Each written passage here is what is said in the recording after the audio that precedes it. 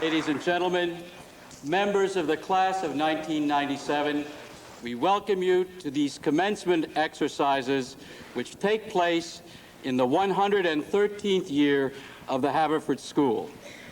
The notables will now sing for us the national anthem.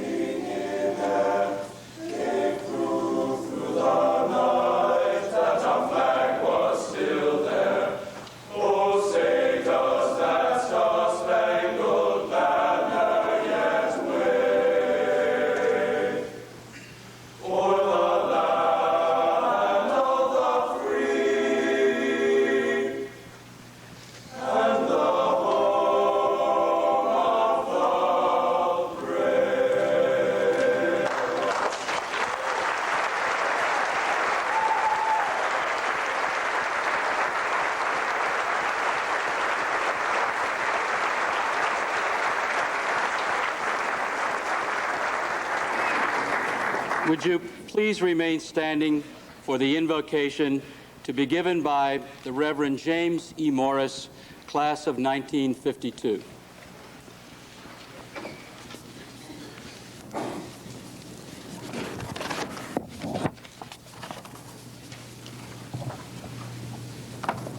To the trustees, the faculty, and the class of 1997, may I say I'm happy to be here, having sat where you sit today 45 years ago, and I'm privileged to deliver the invocation. Let us pray.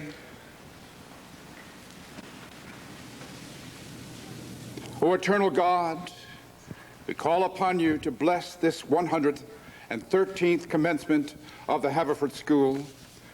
We ask your blessing upon the trustees, the faculty, and the class of 1997, that they may continue their pursuit of wisdom, and that each person gathered here today may continue to be lively centers for sound learning, new discovery, and be constructive forces for the common good of all people. Grant that all who teach and those who learn assembled before you today may find you, Lord, to be the source of all truth. We call upon you, God, to make each of us lively centers of peace. Let those who graduate from this institution of learning go forth to serve as ambassadors of peace to a world that yet knows no peace. Let those who go forth from this institution as its honored graduates today be examples of service to others by their actions and by their behavior and by their faithfulness. Let those who are here assembled answer the call to be leaders who lead others in the ways of justice and peace. And God, we ask your blessing on us as people who have come to the Haverford School today to witness a new beginning for these, her graduates, a beginning that crosses over to a new era, a new millennium where all possibilities may become realities. We know that faith without risk is a contradiction. Make us a people of faith for the new day. And realizing that today's accomplishments were yesterday's impossibilities, we call upon you, God, to turn the impossibilities of this day into the accomplishments of tomorrow. Give us today, O God, your spirit and your courage for the work of tomorrow. Amen.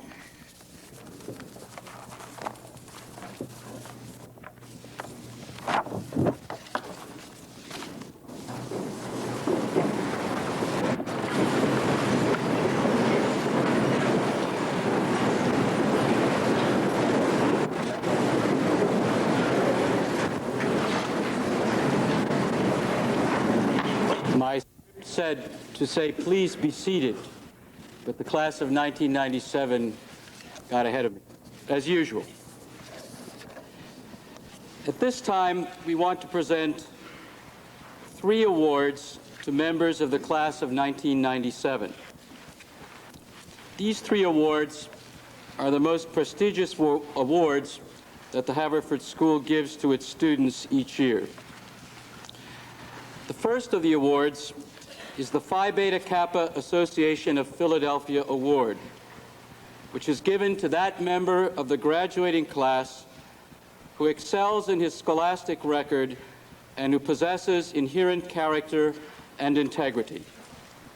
This award is given to the student with the highest scholastic average. This year's recipient is Alexander Peter Yates.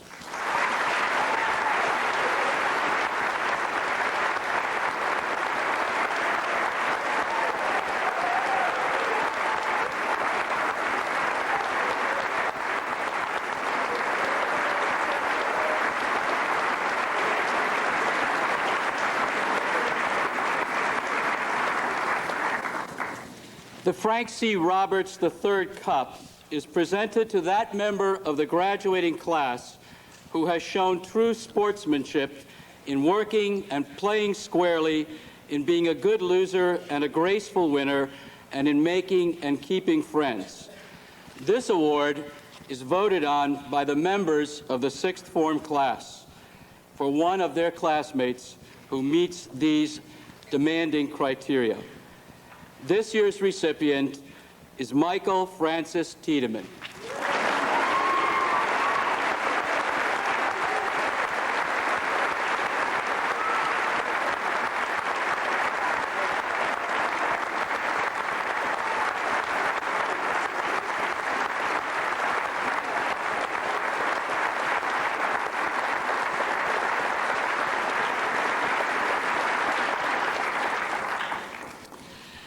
The Daniel S. Newhall Award is given to that boy with the highest scholastic standing in the graduating class among the winners of the school letter in any branch of sport. This award for outstanding achievement in academics and in extracurricular activities is given this year to Jonathan David Wachter.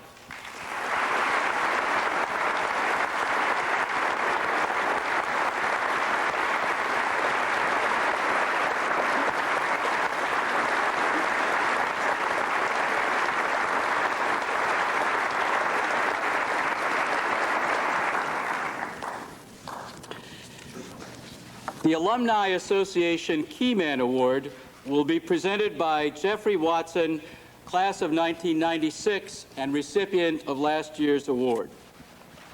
Jeff?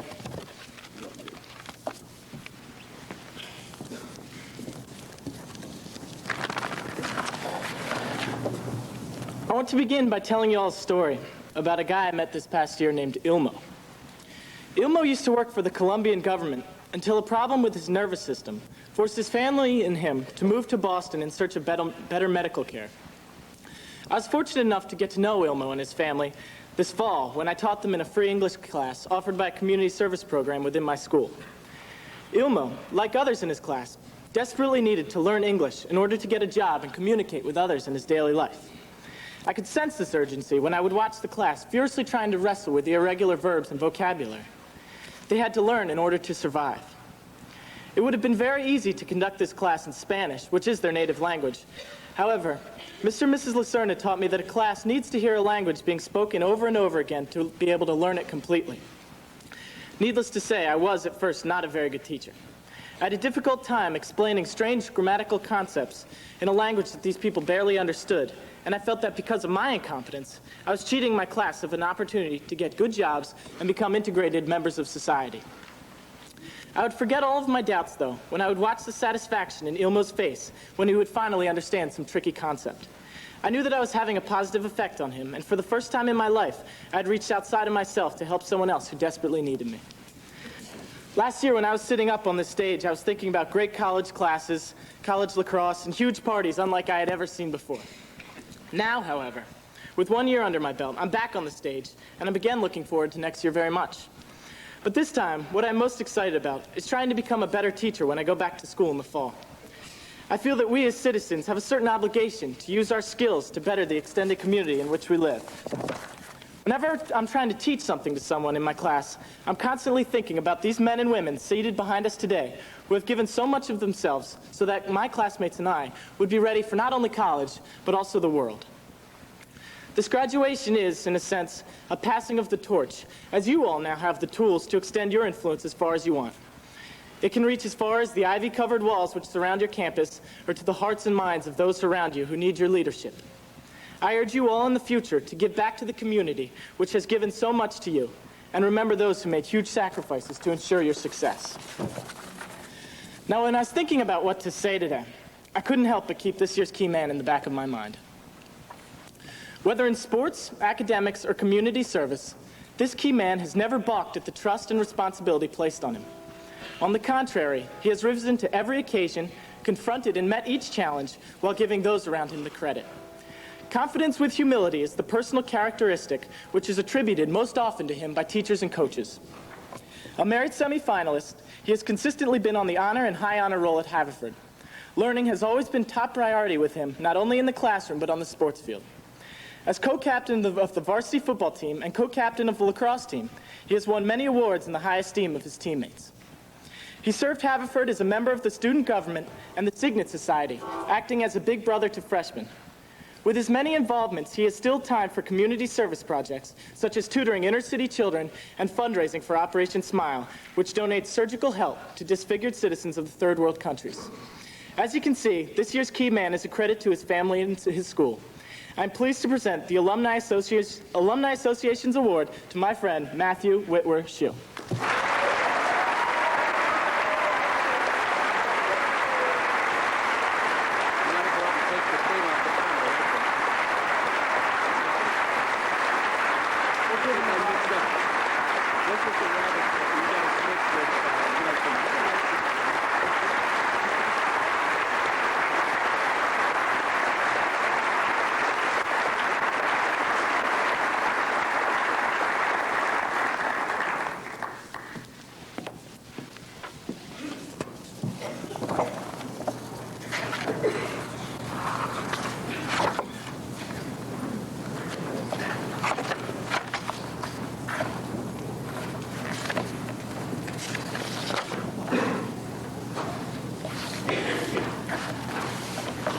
In Purcell's Ode, in honor of King Charles II in 1680, the librettist who wrote the text said of music, "Music, the food of love, the gentle reliever of care, gift of the power above, please with a cheerful air, touch with a joyful sound, the sense of a mortal round."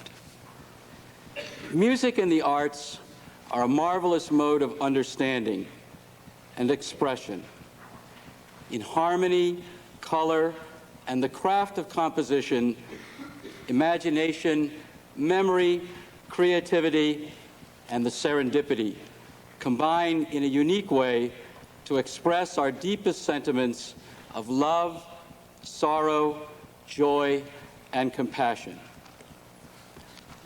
Today's speaker, Andre Raphael Smith, is a maker of music. Accomplished trombonist, composer, conductor, and teacher, he has made music be the power of love that touches mortals round. Conductor Andre Raphael Smith is currently in his third season as assistant conductor of the Philadelphia Orchestra. During the 1996-97 season, he leads the orchestra in numerous concerts, and in previous seasons, he has appeared on the orchestra's chamber music series. Born in Durham, North Carolina, Mr. Smith began trombone lessons at age 11.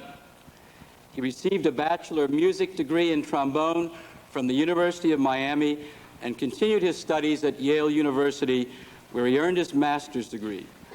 He has performed extensively as a trombonist, appearing with symphony orchestras and chamber ensembles. While at Yale, Mr. Smith began his conducting studies with Otto Werner Müller. He pursued further study with Maestro Müller at the Curtis Institute of Music, earning a diploma in conducting, and at the Juilliard School, where he was awarded the Bruno Walter Memorial Scholarship and received an advanced certificate in orchestral conducting. Mr. Smith has been active in developing new audiences for the Philadelphia Orchestra and played an integral role in the development of Classics Live, the orchestra's innovative membership program designed to attract younger audiences. Deeply committed to the education of young people, Mr. Smith has conducted the orchestra in numerous family and student concerts, and he also appears regularly as guest conductor with other major conservatories and music festivals. He has conducted the Juilliard Orchestra and the Young Artists Orchestra at Tanglewood, where he will return to conduct this summer. Mr. Smith is a former teacher and mentor also at the Harlem School for the Arts in New York. It is with great pleasure and delight that I present our commencement speaker, Andre Raphael Smith.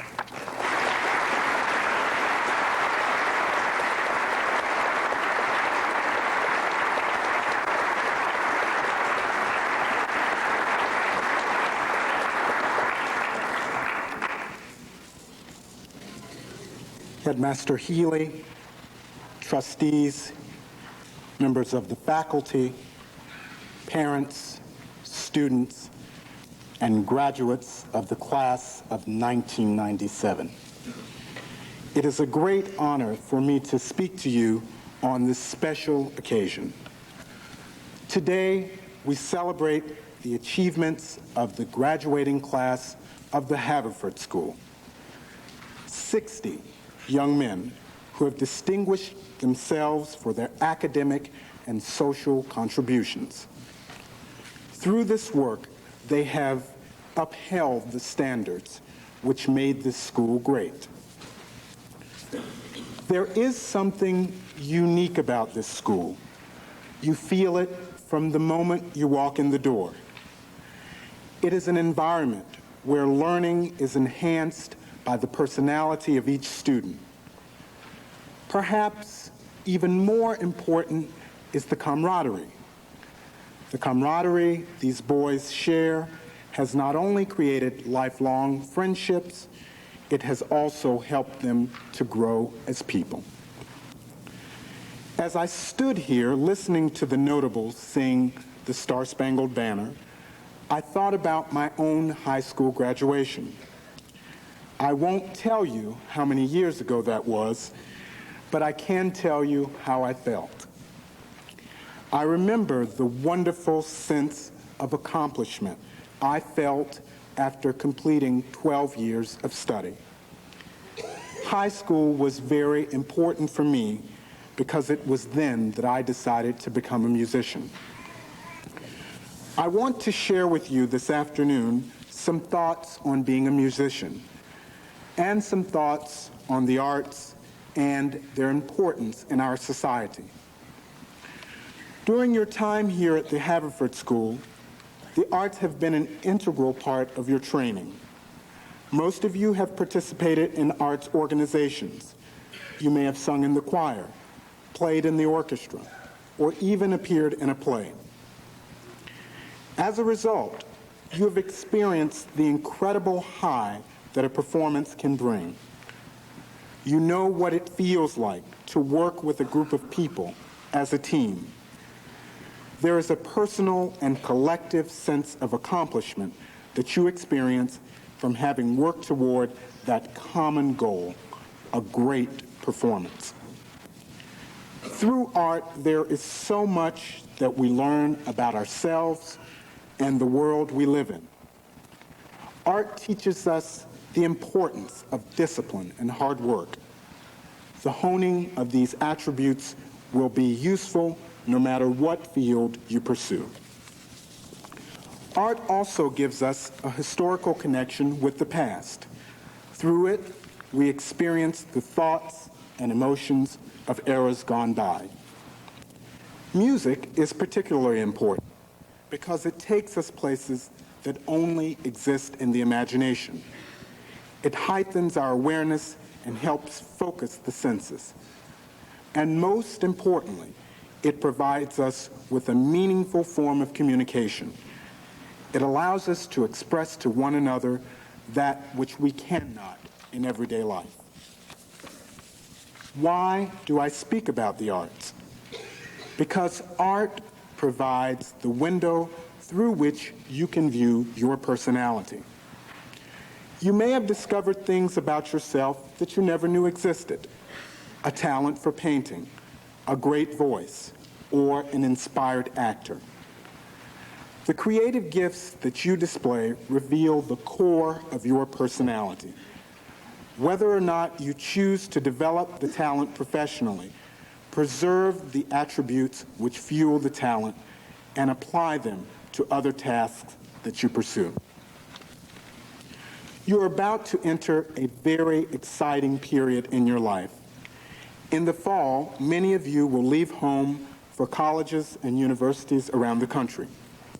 Enjoy college and try to do some studying. You will grow tremendously over the next 4 years. In fact, most of you will learn more from the college experience than a book could ever teach. Take advantage of all school has to offer. Remember, knowledge is the key that can unlock almost any door. You represent the best and brightest students in this region. Make your parents and former teachers here at the Haverford School proud. As you prepare to go off to school, save a place in your suitcase for curiosity.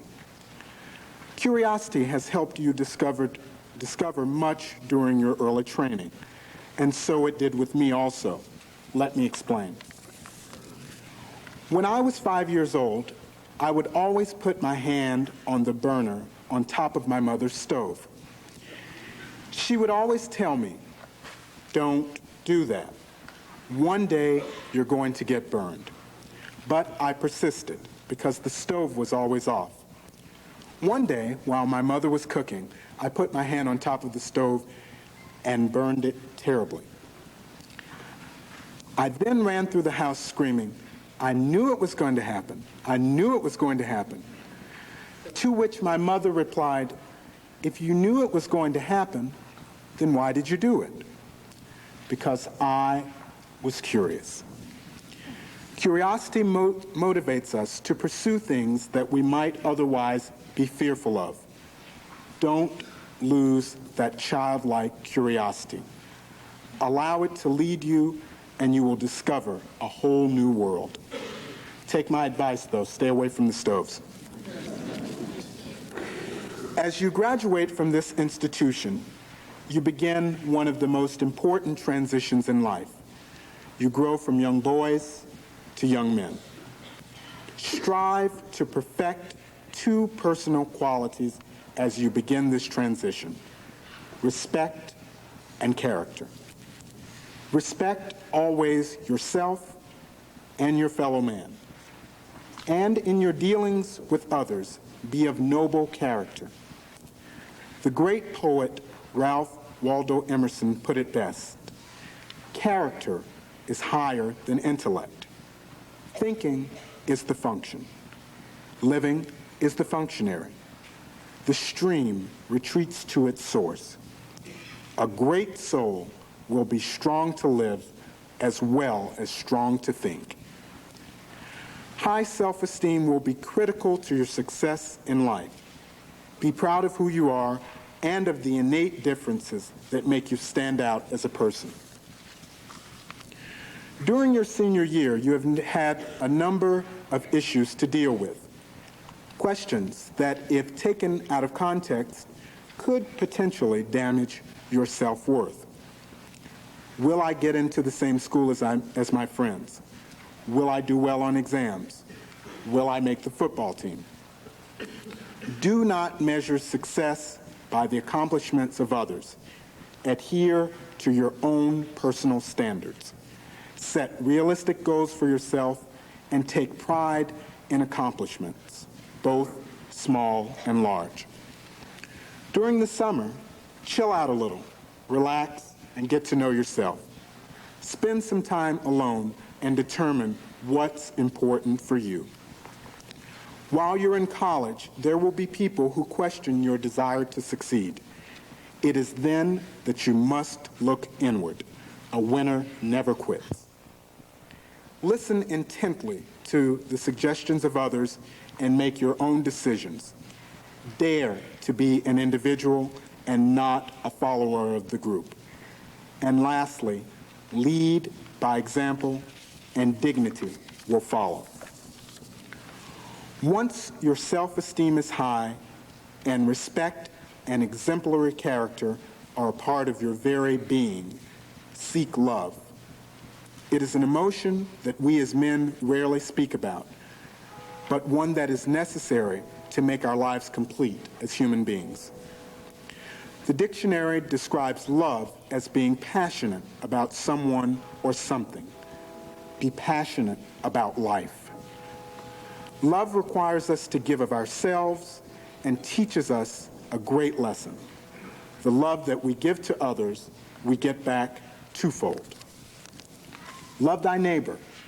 Love your friends. Fall in love. But most importantly, love yourself. For only if you love yourself can you give love to others. Perhaps the most difficult decision you will have to make during the next couple of years is what course of study to pursue. Some of you may have already decided. For those of you who have not, take your time. In whatever field you choose, make sure that it's something you love. Remember, your course of study determines in large part the career that you will pursue. Make sure that you enjoy your major so that you can enjoy life. For all of you, the possibilities in life are limitless, so reach for the stars. The window of opportunity is great. No one knows exactly what lies ahead for you. That's what makes graduation so exciting. You have studied hard, your parents and teachers have prepared you well, but the next step you must take alone. In closing, I say, work hard, have fun, good luck, God bless, and knock 'em dead, class of 1997. You deserve it.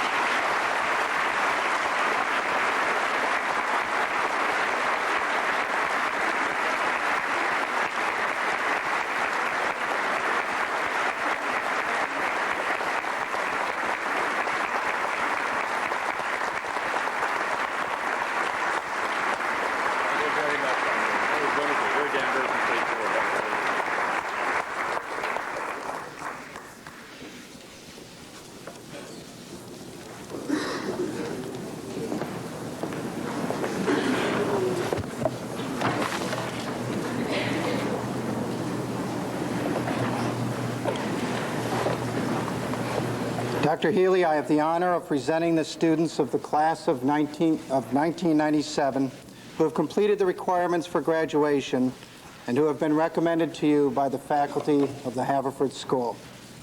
Please hold your applause until each line of students have received their diplomas.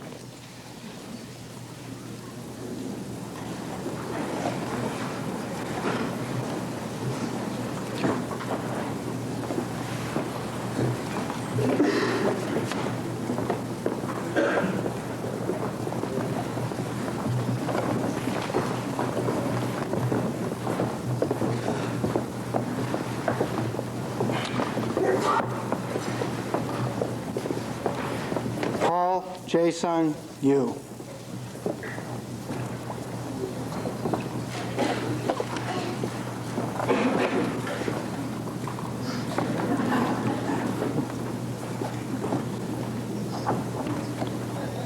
Robert Davis Ayers.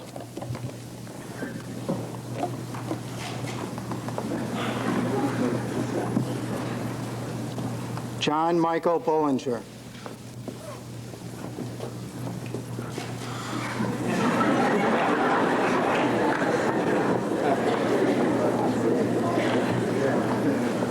Armando Borghese.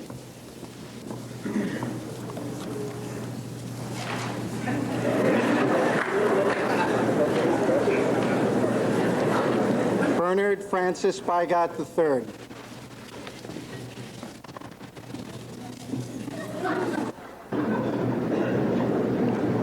John Thompson Chu.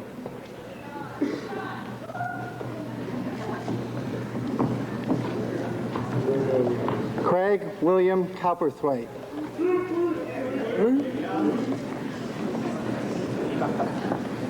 Matthew Craig Davis.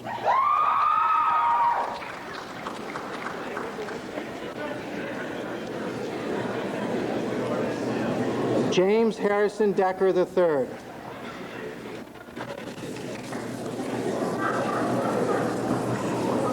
James Daniel Delaney.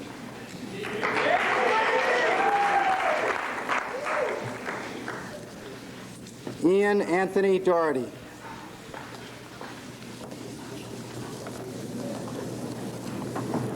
Michael Ryan Dubin.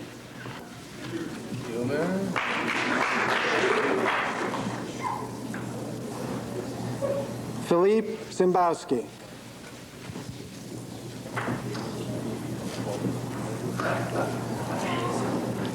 David Leroy Foster.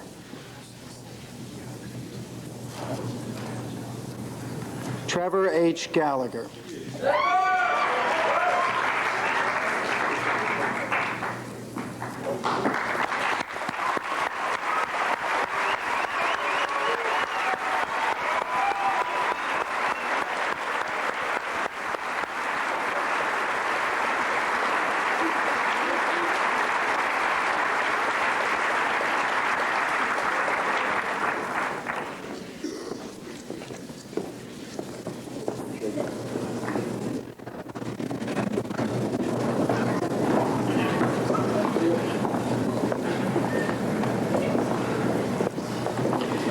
Todd Evan Chakosky.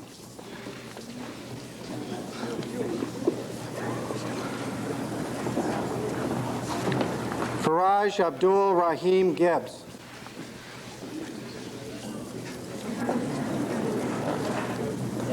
Jason Ryan Glass.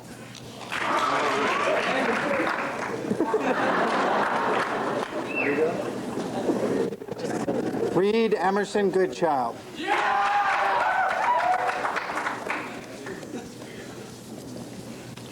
Kenan Guldikin.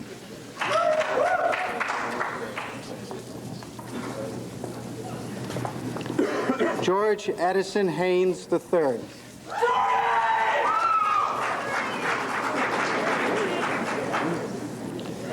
Russell Neil Harlan Jr.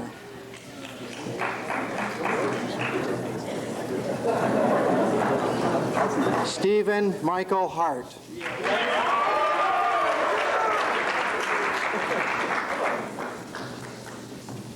John Christopher Helwig.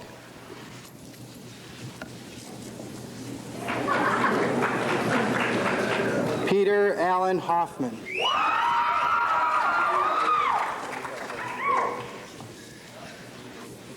Ari Page Johnson.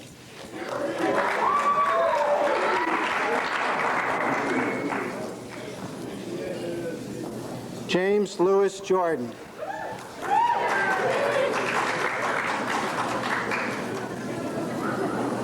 Kevin Joseph Keating.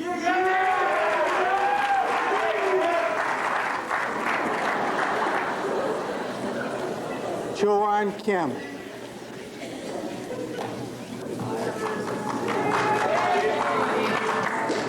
Israel Richard Kinderman.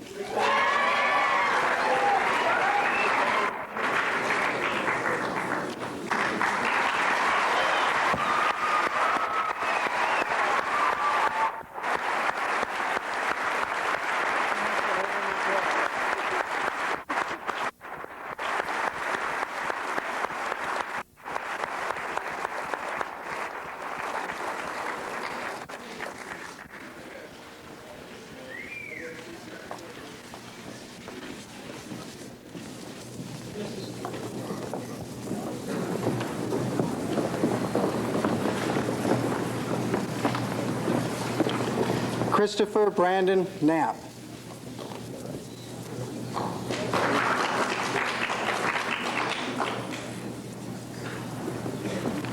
Seth Ryden Krupp.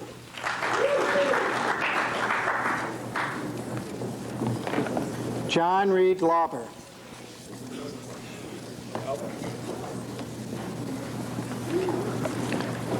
Joshua Bernard Lux.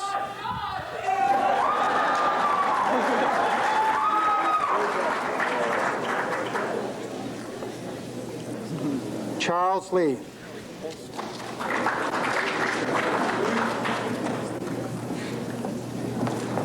Stephen D. Lee.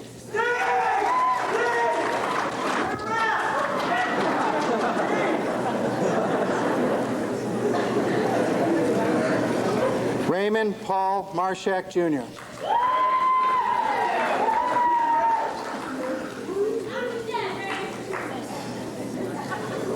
Ryan Joseph Matson.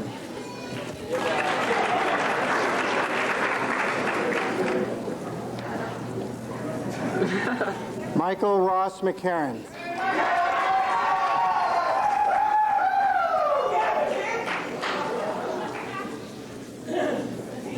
Christopher Stephen McCary.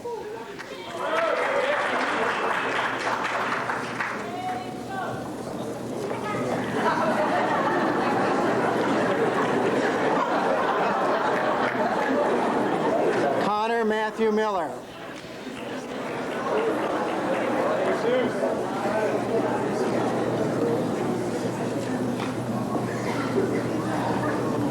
Thomas J. Mormondo.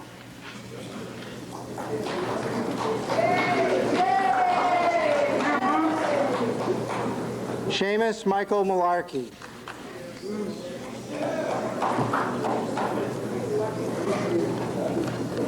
Benjamin Franklin O'Connor.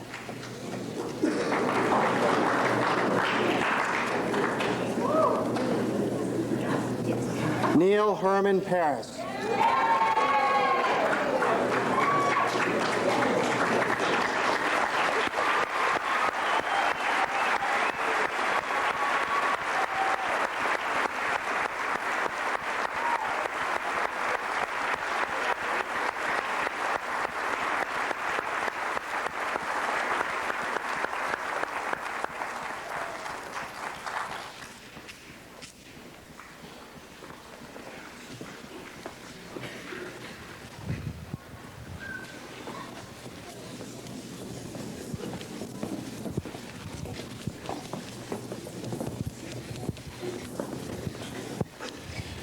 Raymond L. Rivers.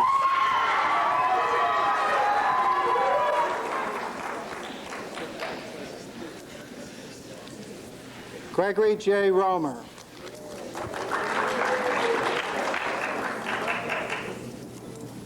Charles Lee Rombo.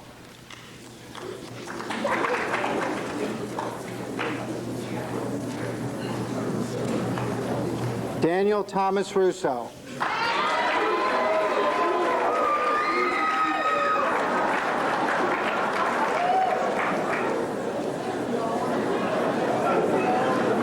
Matthew Whitwer Shue.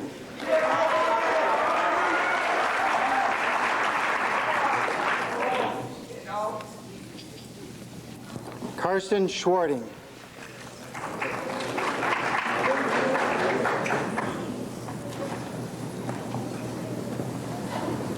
Stephen S. Zimmerman IV.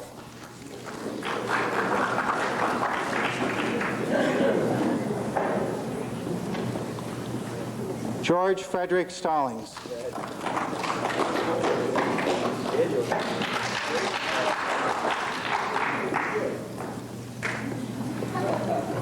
Michael Francis Tiedemann.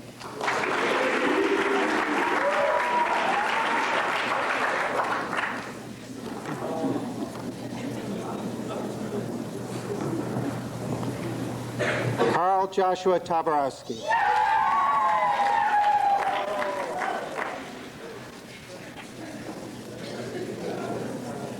Jonathan David Wachter.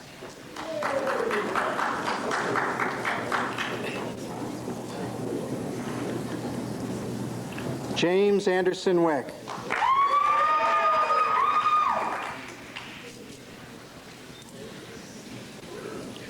Peter James Wynn.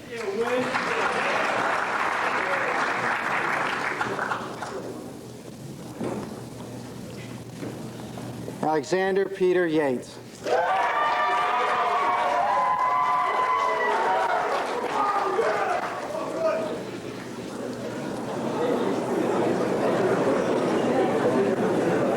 James Shahoon Yee.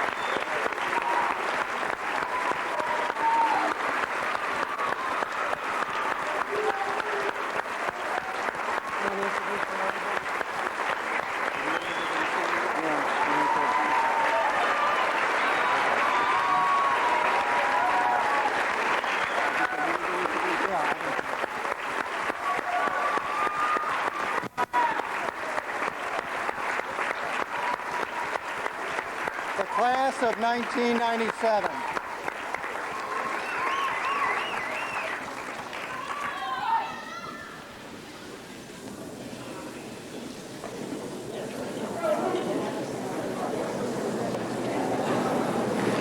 The notables will now sing Magnificat and Nunc Dimittis in E. The notables.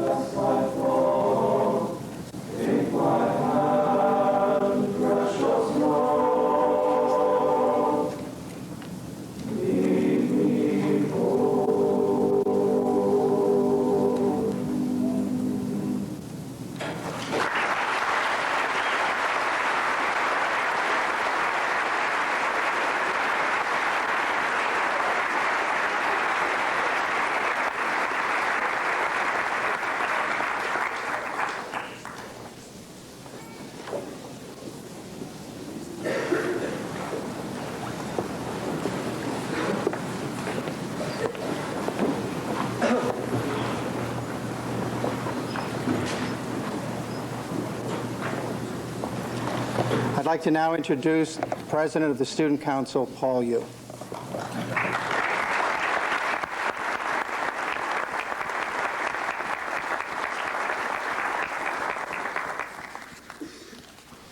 Good afternoon to the class of 1997. students, faculty, friends, and family. On Form Day, the class of 1997 gladly, yet reluctantly, relinquished its role as leaders of the school. With great faith and a strong sense of security in their abilities as future leaders of the school, the class of 1997 passed on the rosettes which symbolize the role. In order to represent this passing of leadership, I will once again pass the rosette on to the new president of the Student Council, Michael Goldfarb. I would like to express my utmost confidence in my leaving the school in the most capable hands of Michael, and would like to ask him up to accept his rosette.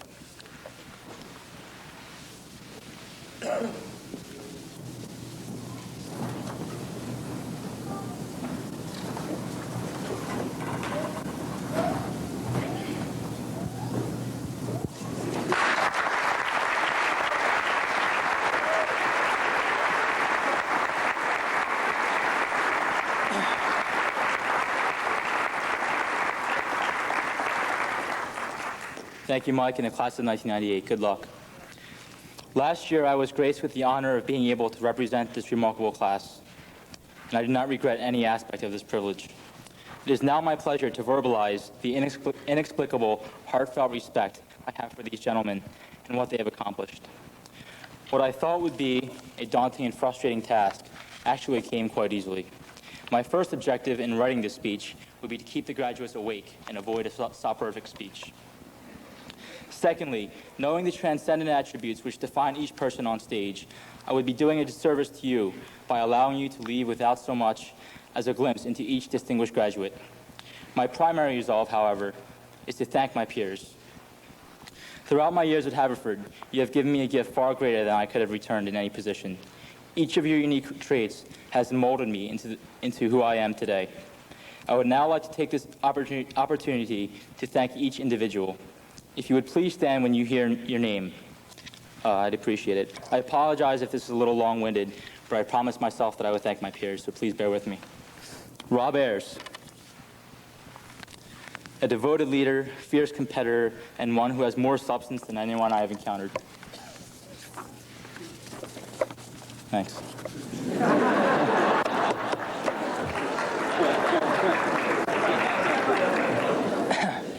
John Bollinger, a hunter, gatherer, pillar of strength, and true friend to all. Thanks, John. Fernando the Prince Borghese, a mellow man who awes everyone with his charisma. Thanks, Fernando. Bernard Shakespeare Bigot, a truly talented individual destined for greatness. Thanks. John Chu. His continually pleasant disposition is always a joy to be around. Thanks, John. Craig Copperthwaite. A man whose humor and devotion to friends I will always admire. Thanks, Craig. Matt Davis. An artist and fine human being within and without. Thanks. Jim Decker. His strength lies in the fact that he's always himself and allows his unrivaled personality to surface. Thanks, Jim. James Delaney. A man whose energy, talents, determination, and ability to endure pain make him larger than life. Thanks, James. Ian Doherty. His modesty conceals a myriad of talents in and out of school. I am not being sarcastic. Michael Dubin. A man whose wit, energy, imitation of Goat Boy, and friendship I will sorely miss. Thanks, Mike. Philippe Ziembowski. He should be lauded for his ability to wander through life and enjoy it so thoroughly. Thanks, Philippe. David Foster. A quiet man whose skill lies in his ability to lead by example. Trevor Gallagher. An endless abyss of talents and intellect waiting to be discovered. Thanks, Trev. He's already discovered most of it, so. Todd Jakoski, a special human being whose perseverance and sense of responsibility make him truly deserving of respect. Thanks, Todd. Faraj Gibbs, a friend whose pleasant disposition and artistic talent make him a commodity. Thanks, Faraj. Jason Glass,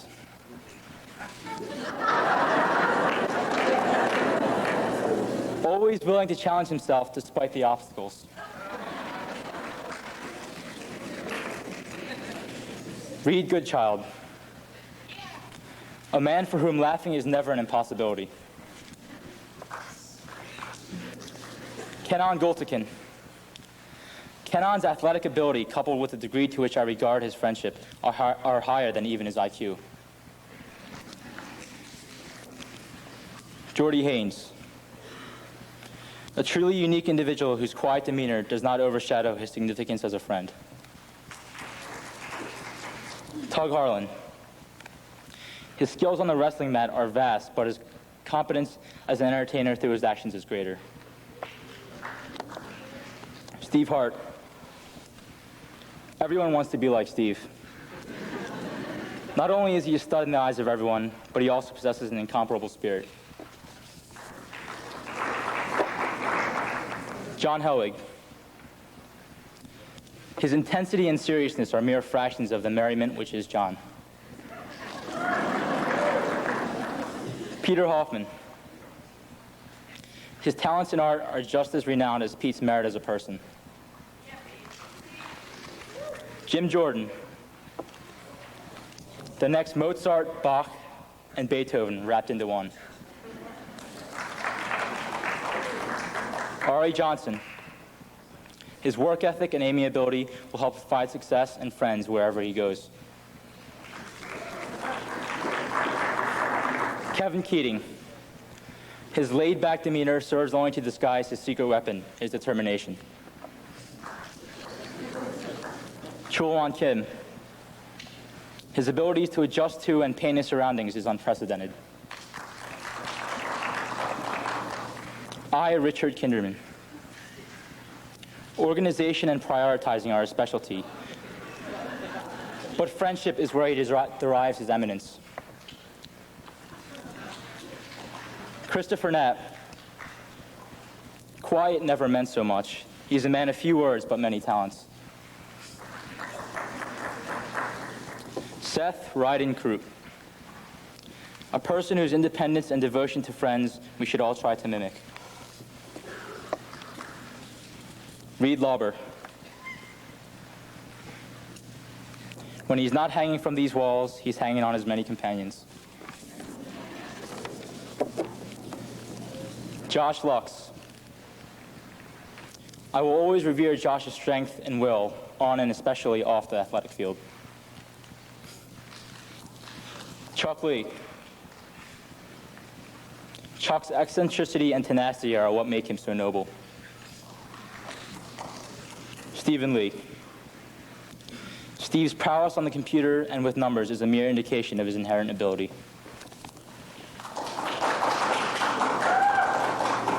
Ramey Marshak. Pay homage to Ramey not for his All-American honors, but for his vivacious personality.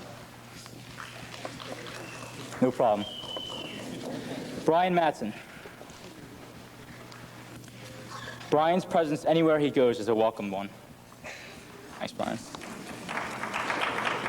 Michael McCarron. Eloquent, articulate, well-spoken, and well worth a friendship. Thanks, Mike. Chris McCary. It is not Chris's Irish pride, but pride in what he does, which I applaud. Connor Miller. Despite his sabbatical, we are all lucky to have known Connor and his kindness. Tom Orlando. I'll miss his perpetual smile. Seamus Malarkey. His height is negligible compared to his devotion to peers. Ben O'Connor. A free thinker whose ideas may one day revolutionize the world. Neil Paris. His struggle to become a better person through hard work has already produced a fine product. Ray Rivers. His speed on the track field are no match for the depth of his personality. Greg Romer. His proficiency on the violin reflects his proficiency at enjoying life. Chuck Rombo. His proclivity to seek perfection in all facets of his life will make it a rewarding one. Daniel Russo. I had to think about this one. You'll have to talk to Dan to reap the intellectual benefits of the esteemed Tao of Rousseau. But as I have, you too may subsequently ask yourself, what?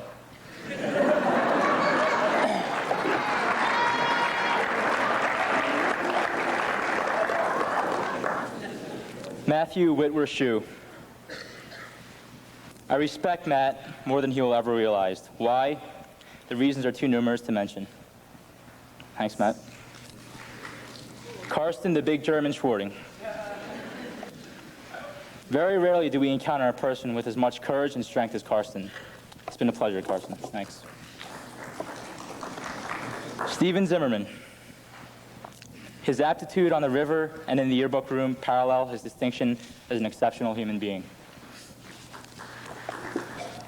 George Stallings. His passion for other cultures and his family represents his penchant to learn while giving. Michael Teeds Tiedemann. Mike has more character than anyone I know. Everyone should get to know him. Thanks, Mike. Carl Toborowski. Carl does not waste any time. Wherever he goes, he has a good time and makes others laugh. Jonathan Walker. A man of many words, all of which mean something. I'm not done, John. That he loves to hear himself talk. He's also, though, a man of many talents, all of which I appreciate as much as I do John. Jim Wick. Jim is more vibrant and brighter than it is outside today. Thanks, Jim. Jamie Wynn. The energy he exudes, the respect he commands, and his genuine nature, coupled with his sheer size, will make him a giant wherever he goes. Alexander 4.0 Yates.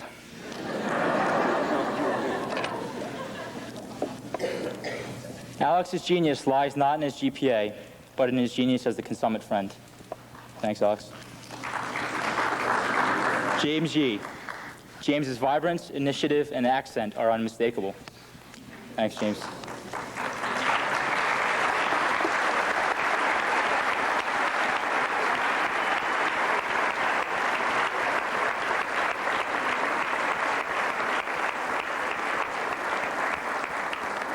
As for me, I'll miss you guys. Had I the time, I could write a chapter about every individual, but I hope I have adequately conveyed how special each of you is. With these market and choice virtues, which have had a profound impact on we have had a profound impact on one another. The essence of education lies far deeper than books and grades. The acquisition of knowledge comes from our direct experiences in interacting with others. Although time is ephemeral, the friendships and bonds we forge are everlasting. To strive to influence the people we will meet from this day forth, as we have each other, is to embark on the journey toward success. In the words of an anonymous author, to view every day as a learning adventure with brand new ideas to explore. To know that the worthwhile achievements you make will eventually lead you to more. To live your own life in the manner you've chosen, refusing to settle for less. To shape your own destiny, build your own world. This is to be a success. It is my sincere hope for all of us that we will truly aspire to greatness, embark on the journey, and ultimately achieve success. I would be remiss to close without acknowledging and thanking the strength behind our triumphs. You, the parents and faculty, are the catalysts which have brought us together and enabled us to thrive in the midst of such fine company. Allow me to impress one final image upon you. All 60 of us stumbling into Haverford at various stages were but mere paintings. And here we stand before you today as rare works of art, creations of each other's brushstrokes. It's been grand, boys. Best of luck to all of you, class of 1997.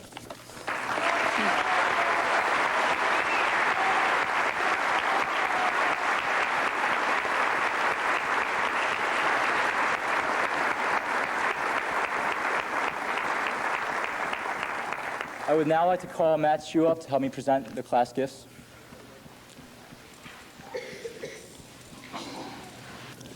Our first gift is a check to help improve the weight room in the gym. As you can see, Matt has certainly reaped the benefits of our weight room. We only hope that a better weight room will do for others what it has done for Matt. I'm going to call Mr. Hall. If Mr. High would please come up, the athletic director, to accept the check to improve the weight room, please. Mr. Holly. Yeah, the envelope.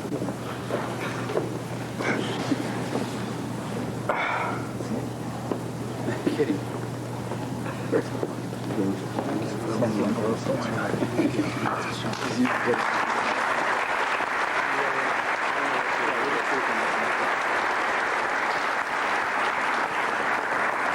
Our second presentation is a gift to remember a true gift to Haverford, Mr. Lucerna. Our class will dedicate a wooden bench to Senior Lucerna, which will overlook the football field by Palmer House. We don't have the plaque for that yet, but it's in the workings. We're going to buy the plaque and get that ordered, so look for that. But thank you very much.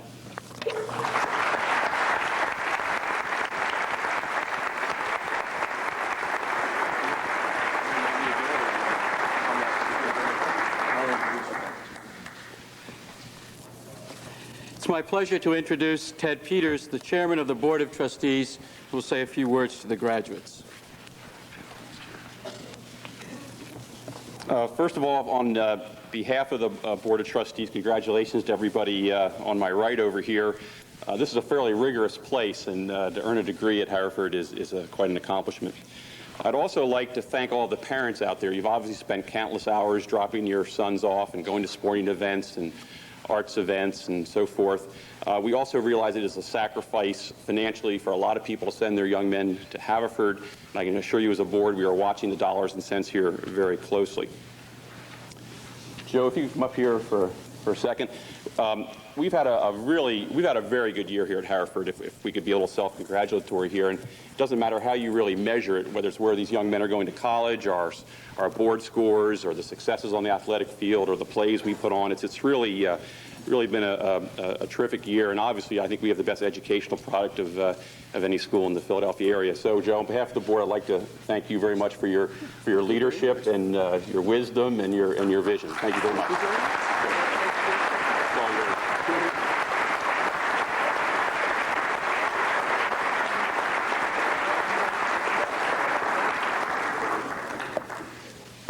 Thank you, Ted. It's very nice.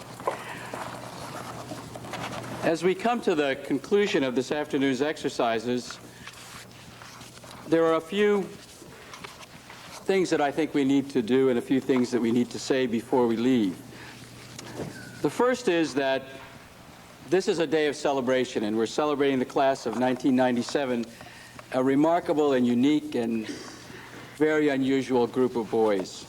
And it's been a wonderful, exhilarating experience to have been part of their education. But they didn't come to us out of outer space. At least some, I think most of them didn't. And so what I'd like to do right now is I'd like to acknowledge our parents. Will you please stand up, the parents of the class of 1997?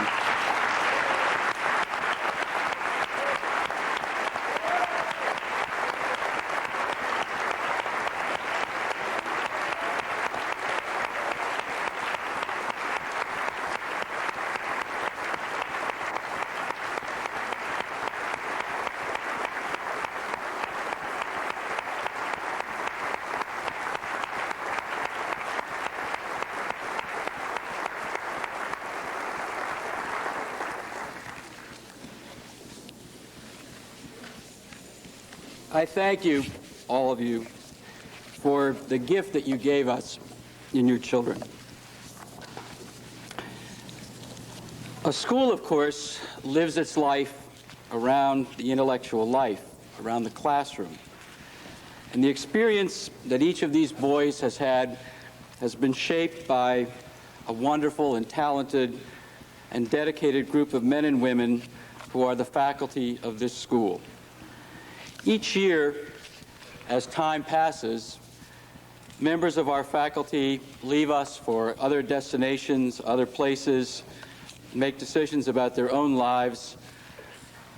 And today I'd like to acknowledge those members of our faculty who will be leaving us at the end of this school year.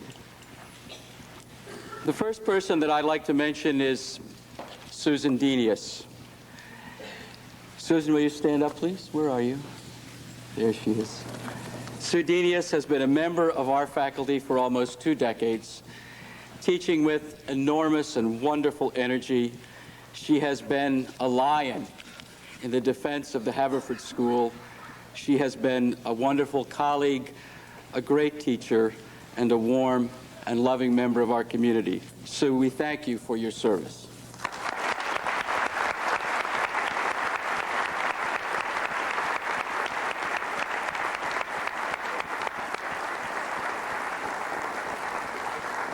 I would also like to acknowledge the service of a number of our faculty who have been with us for a variety of years and who are moving on to other jobs, other areas of their lives.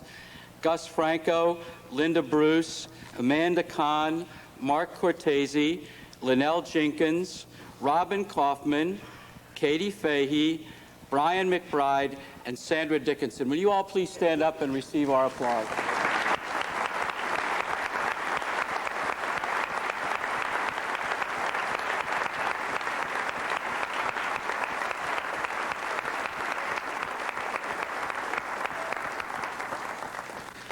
And finally, in a special way, I would like to acknowledge the service of Tim Holly, who has been a teacher here for 3 years, an athletic director, a mentor, friend to all of us, a special person. Tim Holly.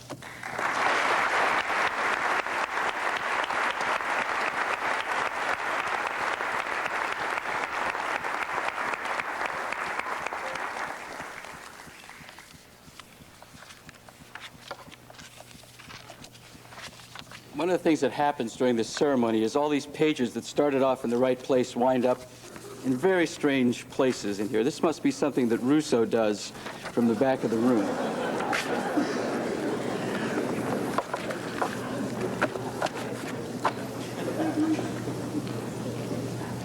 Five years ago, on the first weekend or so that I was here as the head of school, I made the mistake of volunteering to be a chaperone at a dance. And I remember I was at the dance, and the line of music that was being played by some band who I can't identify, but I'm sure everybody knows, went like this. It said, "This is the end of the world as we know it." And I thought about that line a lot. It's a very thought-provoking line. Because our whole life, all of our lives, are made up of beginnings and endings. And at every key point in our life, that refrain comes to have a special kind of meaning. Commencement is an ending, and it is a beginning. Some of the boys on this stage have virtually lived their entire life on this campus. Others of them have been here a shorter time. But whether they've been here for a year or a decade, these are the most important years that you will ever spend in school. You may go on to many other schools and earn many degrees, but you will never live your school life as intensely as you have lived it here. And that is why this ending is such an awesome time. My task in these last remarks is to say farewell. A good school lives its life for its students. We have come to know each of you intimately. We have tried to shape your character and your curriculum so that you could be and could become good learners and good citizens. We have reveled with you in your triumphs. We have suffered with you in your defeats. And most of all, we have cherished your presence and your gifts. We wish perhaps we had a little more time to perfect this or that technique, to straighten out the subjunctive in Latin, to get over those dates you always forget, to polish the final draft. But time is gone, and we must be content that we have tried our very best to prepare you for your studies and your life. There are a dozen things we'd like to tell you, but time is gone for that too. So finally, we can only say what our hearts feel. We pray for your lives, that they may be large and long and graced with generosity. We pray for your work, that it may be fruitful and productive and satisfying. We pray for your spirits, that they may remain young and full of adventure and open and respectful of all. We pray that you will engage your world with vigor and joy to widen the road that all people walk by, to lighten the burdens of those who are oppressed, to confront injustice and hatred and prejudice wherever you meet them, to stand against what is mean and vindictive and petty. Most of all, we shall cherish your voices among us, your wonderful presence, the enthusiasm and energy you poured into our lives. We shall always hold a special place for you. And so, we bid you farewell, mindful that in the fellowship of the heart, which is the Haverford School, you shall never be strangers, never be alone, and never forgotten. God bless and Godspeed.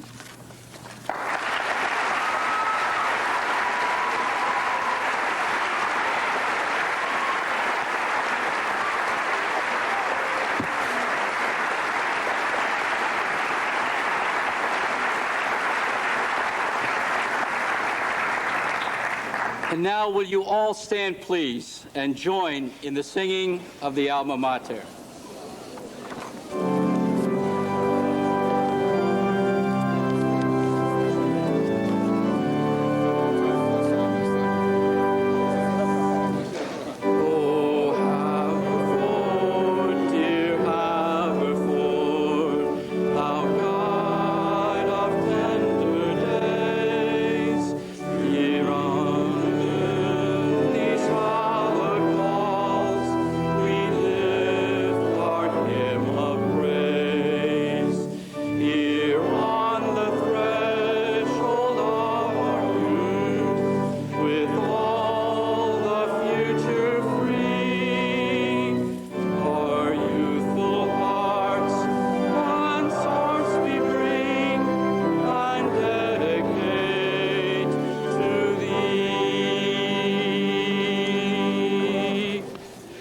It is with great joy and satisfaction that I declare the 113th session of the Haverford School closed.